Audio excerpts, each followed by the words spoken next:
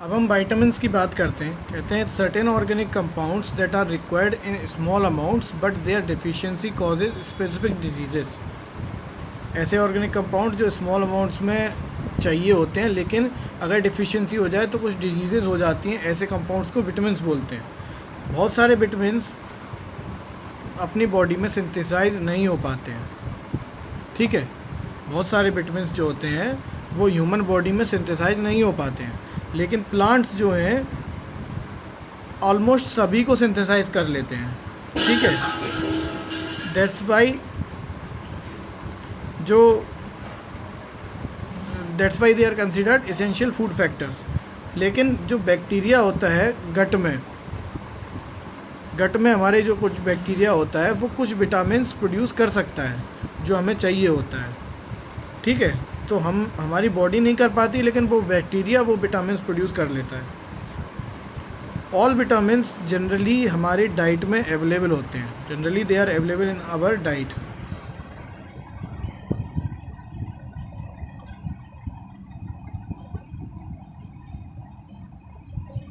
Structure के basis पे define करना मुश्किल है कि किस केमिकल क्लास के ये विटामिन्स हैं। Vitamins are generally regarded as organic compounds.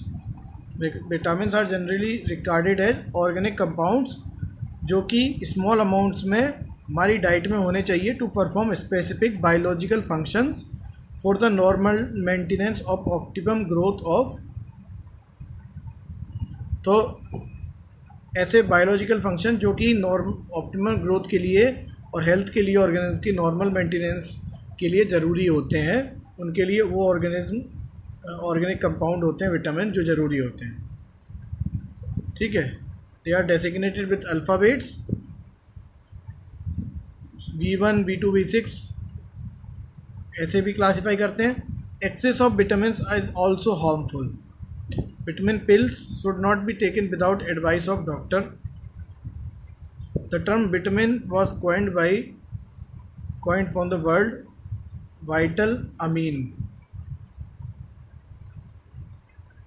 Since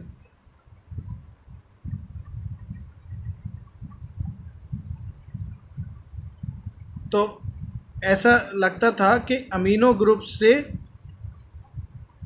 groups होते हैं विटामिन्स में अर्लियर, इसलिए इनको वाइटल अमीन विटामिन बोला गया है। लेकिन लेटर वर्क ने ये दिखाया कि most of the vitamins did not contain the amino groups. Later work ने ये शो किया कि most of the vitamin did not contain the amino groups. इस वजह से लेटर ई जो है विटामिन, ये स्पेलिंग से लेटर ई ड्रॉप कर दिया गया है, ठीक है। Most of them did not contain the amino group. Fat soluble vitamins होते हैं हमारे A, D, E, K। ये सारे फैट सॉल्यूबल विटामिन्स होते हैं जो कि सॉल्यूबल होते हैं फैट और ऑयल्स में, लेकिन इनसॉल्यूबल होते हैं वाटर में। तो जो वाटर में इनसॉल्यूबल होते हैं वो फैट में सॉल्यूबल होते हैं। तो वाटर में इनसॉल्यूबल होते हैं, फैट में सॉल्यूबल होते हैं। ये विटामिन्स होते हैं A, D, E, K, और ये लीवर में और एडिपोज टिश्यू में पाए जाते हैं। These A, D, E, K vitamin, fat soluble vitamins are found in liver and adipose tissue, ठीक है। दूसरे होते हैं water soluble vitamin. Vitamin B और C ये वाटर में सॉल्यूबल होते हैं, ठीक है। Water soluble vitamins regularly diet में होने चाहिए क्योंकि they are readily excreted in the urine और स्टोर नहीं किया जा सकता, can not be stored except vitamin B12 in our body.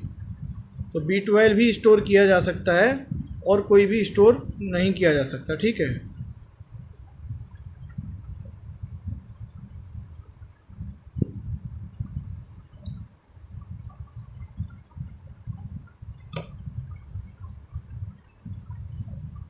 तो B12 के अलावा कोई भी बी विटामिन बॉडी में स्टोर नहीं किया जा सकता क्योंकि वो यूरिन के थ्रू रेडीली एक्सक्रीट हो जाते हैं।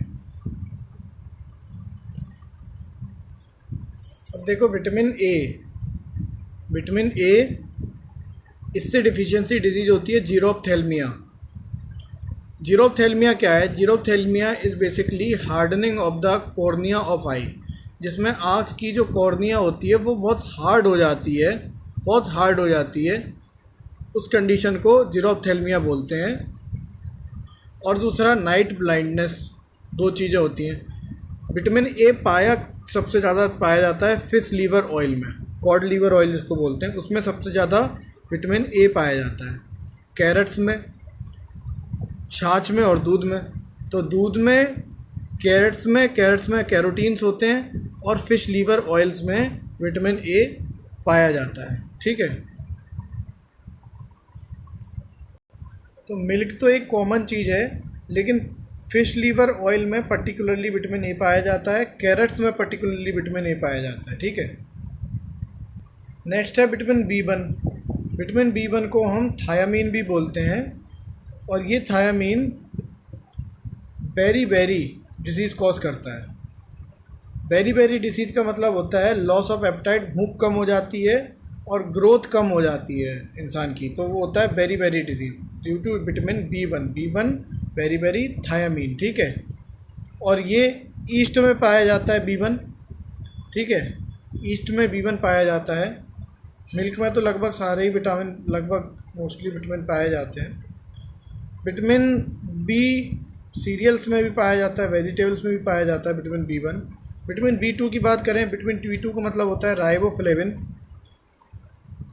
सेलिसिलोसिस।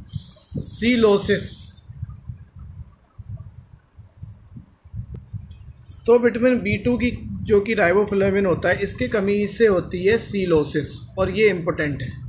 सीलोसिस ये इम्पोर्टेंट है। B2C ऐसे याद रखना, B2C मतलब B2 की कमी से सीलोसिस होती है। सीलोसिस का मतलब होता है, क्योंकि इम्पोर्टेंट इसलिए कि अभी तक आया नहीं है। सीलोसिस का मतलब होता है जो माउथ के कॉर्नर फट जाते हैं और लिप्स फट जाते हैं, इसको सीलोसिस बोलते हैं, और विटामिन बी2 राइबोफ्लेविन की कमी से होते हैं। और स्किन में बर्निंग सेंसेशन और डाइजेस्टिव डिसऑर्डर्स भी हो सकते हैं। ठीक है, ये विटामिन बी2 जो है स्पेशली लीवर और किडनी में पाए जाते हैं, और एग वाइट में भी ये पाया जाता है। नेक्स्ट बात करें तो याद रखो कि एग वाइट में B2 पाया जाता है और एग योक में B6 पाया जाता है। समझ रहे हो? तो एग योक B6 है और एग वाइट B2 है। वाइट 2 और योक 6। ठीक है, अभी तक नेक्स्ट अगर हम बात करें B6 विटामिन B6 जिसको पायरिडॉक्सिन बोला जाता है। पायरिडॉक्सिन कॉन्वुल्जन्स पैदा करता है, कॉन्वुल्जन्स, ये भी इम्पोर्टेंट है। विटामिन B6 की कमी से होते हैं कॉन्वल्जन्स, ये भी इम्पोर्टेंट है। B6 की कमी से क्या होते हैं? कॉन्वल्जन्स। B2 की कमी से होता है सीलोसिस।